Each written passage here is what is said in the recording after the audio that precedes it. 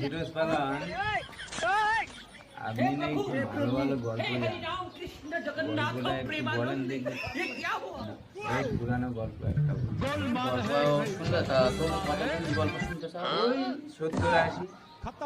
70-80 বছরের গল্প, ইয়ে তো এদিনকার গল্প, তার আগেকার গল্প বলছি। আচ্ছা বলেন। তখন ডাইনোসরের আমল, মানে ডাইনোসর এখন তখন খুব ডাইনোসর চলতো। আর তখন মশা, একটা মশার ওজন ছিল প্রায় 30 কিলো 40 কিলো মশার ওজন।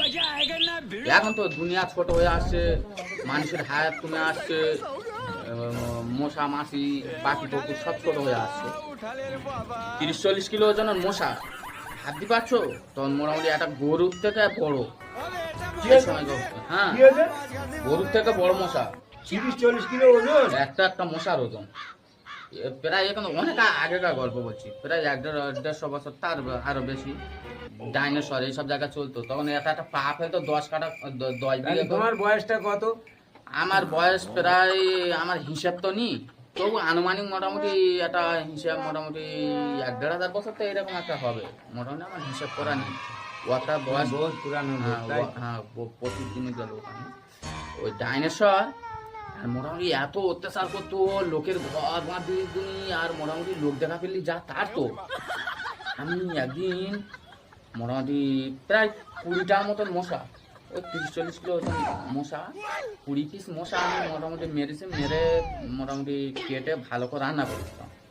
করে খেয়ে আর এরকম দুপুর টাইম মোটামুটি ওই ডাইনোসর আসছে, একদল ডাইনোসর আসছে।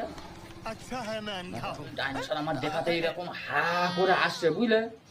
সে বিশাল বড় বড় জীব আসে, মোটামুটি সে বিশাল বড় ডাইনোসর, এরকম জীব ধরে টেনে আর এরকম ছুঁড়ে চেলে দে, মোটামুটি প্রায় একদল ডাইনোসর পুরো সব খতম করে।